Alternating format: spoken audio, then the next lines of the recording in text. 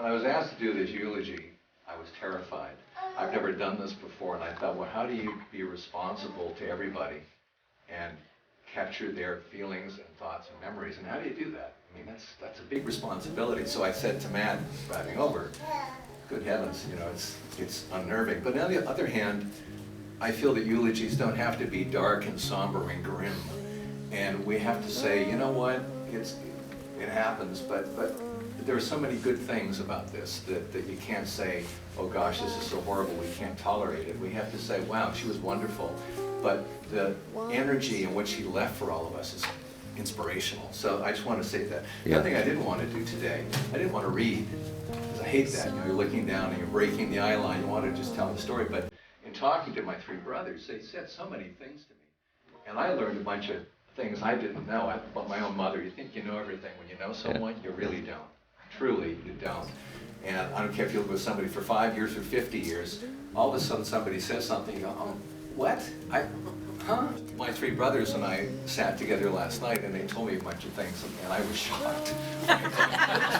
No, wait a second. Value in knowing her in a way that you often don't get, I think, in eulogies that I've studied when I read them, and I'm like, God, they're so dark.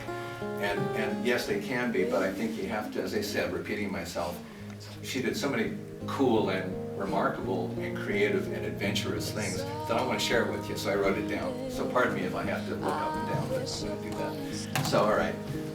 So first of all, thank you all for coming here today and to celebrate the memory of our mother, Marjorie Marquette. Her four sons, Matthew, Kevin, Chris, and me, Gregory, are pleased that you're here to join us and to share this really important day. Joining us are many beloved family members. You know where you are, of course. And I know that she cherished her family and her friends greatly. And any of you who know her know that she appreciated you, and she was very demonstrative, and she showed that, sometimes to excess. She was extremely emotional and huggy, touchy-feely, and chatty, and that made her marvelous. She was very charismatic, as you all know. So she had a deep sense of loyalty as well, and appreciation for everybody that crossed her path. And she was very much the kind of person who I think appreciated people in a deeper way than I think many of us do. She's very intuitive, I think, in any event. One would love to see all of your faces here today, and in fact, if she were here in the physical sense, she would go to every one of you and tell you a story and talk you up and make you laugh and want to know everything about you. So that was Mom, and that's what made her special. Our late father, Ray Marquette, prided himself on his sense of humor. But it should be said that Marge Marquette could match him in telling a story. And her laughter was infectious, and we all felt that. And it was quite something, to say the least. I enjoyed it. We all appreciated that about her. Our mother passed peacefully on December 2nd at Aerosmith Lodge in Parksville with my brother Matthew and Lori, who are right here by her side. So I've got to address that, because they did something I didn't know. When I found out what they did, it was so gratifying for me to know that they were there with her. So let me just tell you what happened. I didn't know this. They sat with her. Matthew relayed to me that they included her in conversations. They read to her. He held her hand. She did too. And we know that she took a sense of comfort in the fact that they were there and she could hear their voices. And I think we all hear about people who are in comas or who are in their last days. And if they can hear your voice, we are told, often that gives a sense of comfort to those people who are in their last days and hours.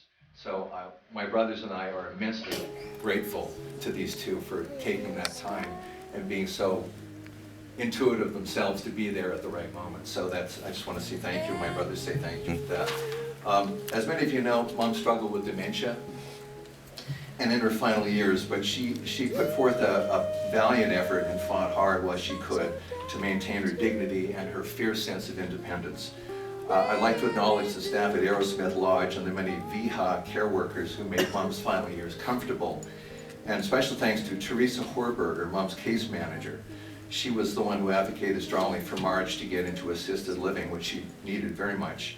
And also our cousin, Sharon Clear, who was one of Mom's care workers in her first care home. They were fabulous to her and made her life in the last chapter very comfortable, which we really appreciate. Yeah.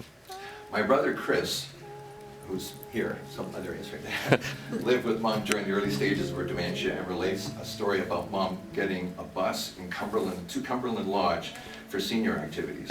And Chris recalls, I remember getting Mom ready and helping her out to the bus along with the driver. It was at that moment, as she sat in a window seat looking out at me, smiling and waving as I took a picture, that my heart sank, realizing that the son had become the father. I think we're all aware of that role reversal which can happen with people. You end up becoming the parent. And so in this case, Chris was very much attuned to that, and that's when it struck him. And that's very telling.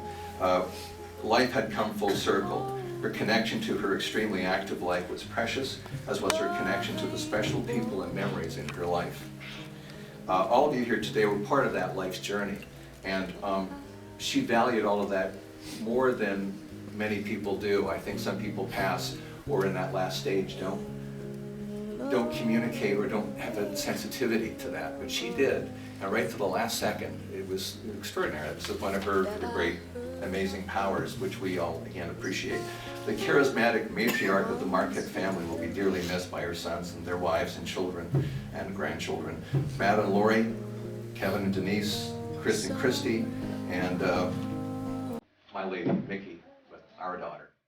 So our mother was the inspiration for the creation of 9 grandchildren. Many of them are here today. Brianne, Carissa, Amanda, Michael, Sierra, Kiana, Caden, Megan, and Rachel. Sounds like a Christmas list. Anyway, she was, and there are 4 great-granddaughters, Hannah, Caitlin, Zoe, and Casey. So she's responsible for a lot of energy out there, to say the least. She was very prolific. She has 2 surviving sisters, Fran Sotheby and Helene Frank. But I need to say, this past week, I'm sad to report that one of her sisters, Barbara, passed away suddenly. And we send our condolences to the Bolak family, and we are also grateful that they were able to travel here to honor our mother at this difficult time. So thank you. So appreciate it. Beyond words. Yeah. And I think I see Michael there. Oh my gosh, I haven't seen him for a long time. So, but we are honored, and I'm shocked that you're here, because I heard only last week, and I'm so honored. And Joey, yeah, oh yeah, they're all there. Oh my God, still standing here. So it's an honor that you're here, and really a testament to how you felt about Mom, but also about us, and the respect that you offer us, and we offer it right back to you. We loved your Mom, and she was very funny and very marvelous, and had huge energy, much like Mom did. There's a similarity there that you can't ignore. So thank you for that. Marge was predeceased also by her husband, Ray Marquette, and her only brother, Donald Clear. She was the eldest of 5 children born to Doreen and Frank Clear in Victoria, and had fond memories of pleasant times with her very British grandparents, Dorothy and Francis Butler, at a farm called Wendover in Saanich. And I bring that up because Mom was very heavily influenced by her grandparents in a way that her parents were not present for very often, for multiple reasons. So that British kind of flavor that I think they imparted to her gave her a sense of, some people would call it elegance or a classiness perhaps, that in some way permeated part of her life. So it showed, and that influence is very positive. It wasn't a negative. Sometimes you think the parents aren't there, but in this case it was a great benefit. So I thought that was a good thing. Yeah. She had a special bond with her Aunt Vivian and Uncle Buck, and spent many summers with them sunning and swimming in their Hornby Island cottage. And Marge met her husband, Ray Marquette, in the late 40s while he was performing with his brother, George Marquette, in the Cubaneers, which is a musical group in Victoria. At age 19, she boarded a train in Vancouver and nervously went off to Ottawa, Ontario to marry Royal Canadian Air Force Corporal Ray Marquette in 1951, and thereafter commenced a countrywide adventure with her new young military family, taking postings after Ottawa in Winnipeg, Whitehorse, Halifax, and finally Comox Valley. Of course, they were born in Victoria, Mom and Dad, so for them to come back here was a return to the roost, so to speak. So it was nice for both of them to do that and to be closer to their family here. So it was in the mid-50s while in Winnipeg where Marge and Ray launched their music careers and would soon create a musical legacy which took the shape of the Trademarks Orchestra. Marge and Ray Marquette became fine vocalists and musicians, and Mom also played percussion instruments and later played vibraphone, which is a very complicated instrument for a person who has no musical training. But so she learned that, which was remarkable, and became a fine vocalist. our father, Ray Marquette, played the guitar and banjo and specialty songs. And the Trademarks Orchestra would be formed and reformed in each city, in every city, wherever the Air Force would post them. That part of the Marquette's journey, which landed them in Halifax, was probably the most prolific for them, culminating in concerts, television shows, radio programs, and they recorded an album and had a long-term contract with the most popular venue in Halifax called the Captain's Cabin. That was a big deal. And so for this musically uneducated family, they took a very prominent position in the music community. So for that, we are all eternally grateful and frankly impressed beyond words. So, and they really did have a remarkable career. So it's quite an achievement. In 1968, their final posting brought them here to Courtenay, where they continued their music professions, collaborating with many musicians, and they became local favorites, performing at venues in Courtenay, Comox, Campbell River, Nanaimo, Vancouver, and Victoria into the mid-70s. A personal note, I was lucky enough at the age of 16, which is a testament to the genetics, I think, to some extent, that I played in their orchestra for 4 years as a drummer. So I played flugelhorn first, I played drums. And what I learned playing with my parents was on a completely different level. When you have parents, they're parents. But when you play music with your parents professionally on a stage, being paid in a red tuxedo, it's a whole other deal. So I learned so much about their interactions as people with each other, and I also learned to interact with them, not as mother and father, but as professionals who had an expectation of me to play in a certain level and make the band cook. You know, as a drummer, you have to really push the orchestra. So it was an incredible experience for me, and I just learned more than I can ever even put into words. That musical experience, as I wrote here, was a form of bonding in a way. And so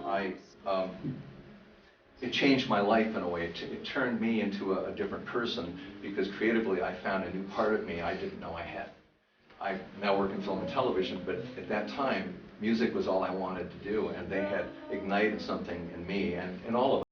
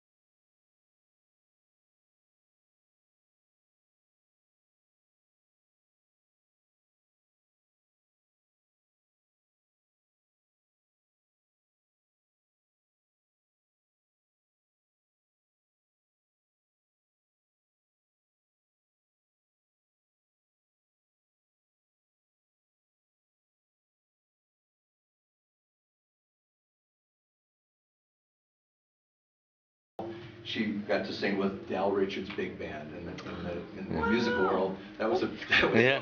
She knows. Yeah. Were you there anyway?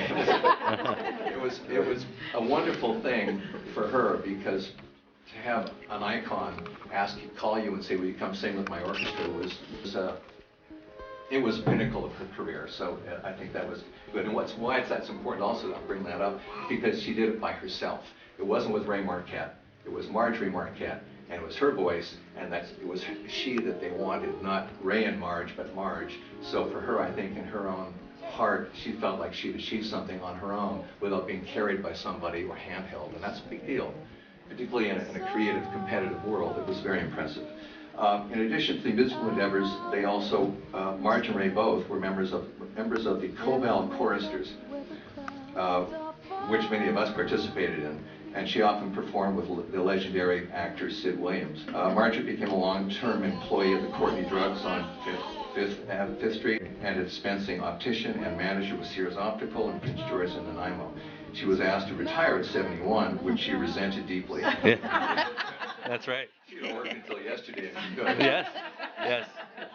She loved to help people. Yes. And she was a great caregiver. So for her to interact with people, for her that was her life's blood. She wanted to be a nurse, I think. Yes. I didn't know that actually Yeah. when she was very young. So for her to be able to be a caregiver, yeah, thank you. It's one of the grandchildren right here.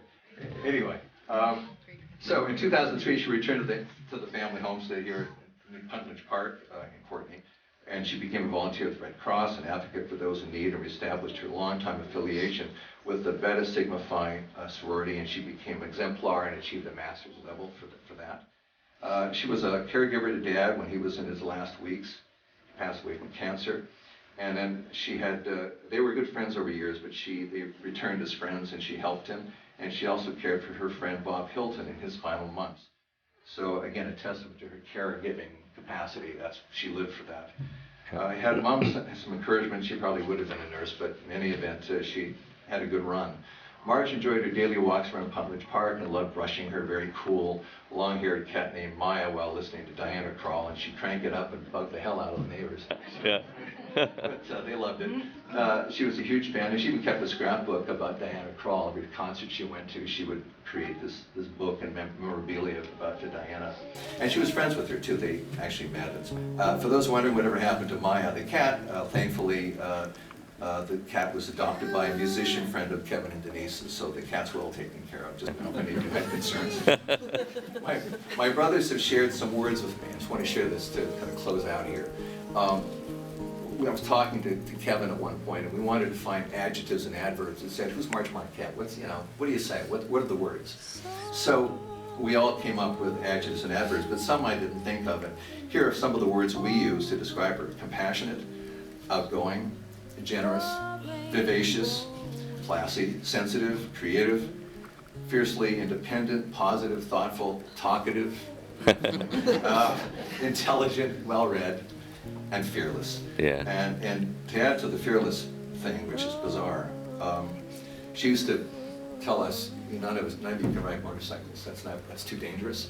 And in her 50s, she was friends with a guy named Lawrence. She got a 650 Yamaha. And in her 50s, she was racing around Prince George on a motorcycle.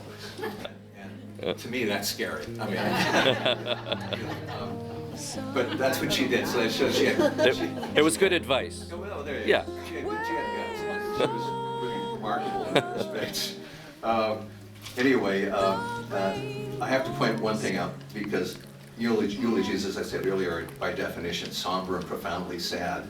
But to manage our sadness for all of us, and this includes the Bolak family too, your mother and ours have done so much to define our lives. They've given us an energy, a direction, morality, belief, strength, and I think respect and self-respect.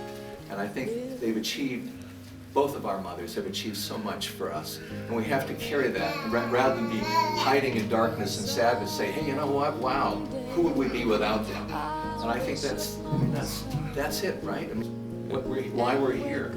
And so one of the things, I just want to say that to both of our families. So one of the things I wanted to say about that is that our mothers are more than a memory. Our mothers are a living presence in our lives, still today and will be forever, right? They will always be with us. Our mothers will be in the whisper of the leaves as we walk down the street. We'll be reminded of them in the aromas of certain foods. We may smell a perfume that they may have worn, or they may come to mind or heart in a breath of air on a cold winter's day. There's no question that they'll be remembered in the sound of rain, and sometimes we drift to sleep and think of our moms and what they mean to us. Both Barbara Bolak and Margie Marquette will always be present on Christmas mornings. There's no question. In whatever way that we experience them, they're alive in us. So we have to hang on to that, it's everything. So, and they would want that, and they would love that you think of them in that way, rather than, oh my God, they're gone, and just feel that emptiness. Feel the fullness is where we have to be, right? So every time we laugh, our mothers will live inside our laughter, or they may, in some form of our teardrops we shed. Margie Marquette is in the space we came from, our first home. She drew the map for my brothers and I to follow in every step in each of our lives. And Margie Marquette is still our friend and our best friend, even though she's gone. She's still our best friend and our first. Nothing on earth can separate us, not even time, not space, and not death. So let's hang on to that so that we can feel the positive warmth and the love that we got and the great definition for our lives that we wouldn't have otherwise. And I think we have to feel that and understand that. So to finish off here, I have to say one thing. as you know, as Matt and Lori went to see Mom, I did too. But before, about maybe a month and a half, 2 months before that, with my brother Kevin. And I just, this is to close out here. That's fantastic. I went to visit her. My brother joined me, as I said, and he and I joked and smiled and chitted and chatted and talked. And Mom couldn't talk, of course. But suddenly I remembered a song that she used to sing in the trademarks when I was playing with them. And it just occurred to me that it was always a song, and she had a certain word she loved. She used the word wonderful. Oh, it drove me crazy. That's wonderful. It's wonderful. It's raining out. It was wonderful. The sun is rising. All right. You know.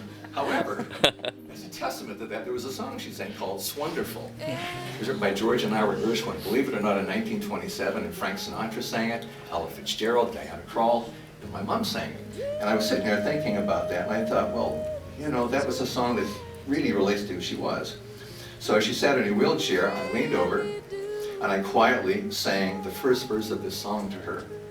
She lifted her head, which she rarely did at that point, and she turned to me, and a big smile appeared on her face, a huge smile. I mean, it was unprecedented. Her eyes sparkled, and she lifted her hand to place it on mine, and in that moment she was present and happy, and there was joy in her smile. And I thought, oh my God, you know, there's that music thing again, to connect in a way that you don't normally do. In fact, we had that. So she smiled, and the song called "Swonderful" was the trigger for that. So to finish today, let me just read a couple of the lines from that song. The lyrics go... Sing. Shall we sing? No. Shall we sing? No. I'm not going to suck. Kevin will be the interpreter. Can I spill some water instead? I'd rather spill some water. Anyway, I will read it. Don't be cruel. So here's what I sang. I'll read it instead. I'll rap it for you. You've made my life so glamorous, you can't blame me for feeling amorous. Oh, it's wonderful, it's wonderful, it's marvelous that you should care for me. On behalf of Marjorie Marquette and her family, I thank you all for coming here today. And I appreciate it, we appreciate it all, and thank you again, and Mom thanks you as well. All the best. My heart is steadfast, O God. I will sing and make music with all my soul. Awake, harp and lyre. I will awaken the dawn. I will praise you, O Lord, among the nations. I will sing of you among the peoples, for great is your love, higher than the heavens. Your faithfulness reaches A glamour queen, business savvy, Air Force corporal's wife. Auntie Marge, to us Bolac kids, was a little bit larger than life. She always looked impeccable, turned out from toe to tip. With her Broadway smile, sultry voice, and a tambourine at her hip.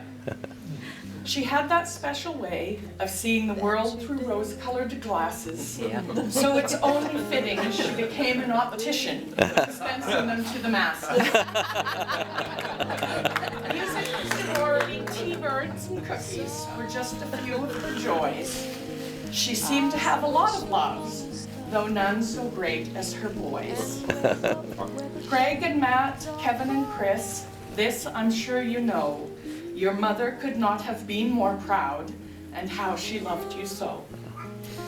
We suspect with her dementia, it feels like you lost her twice. First when she went to Aerosmith, and then at the end of her life. Know that others share your grief and understand your sorrow. It's hard when we come to the bitter truth. We don't always get a tomorrow. Remember your mom, how she used to be, before she took her final bow. Take comfort, she's herself again, likely running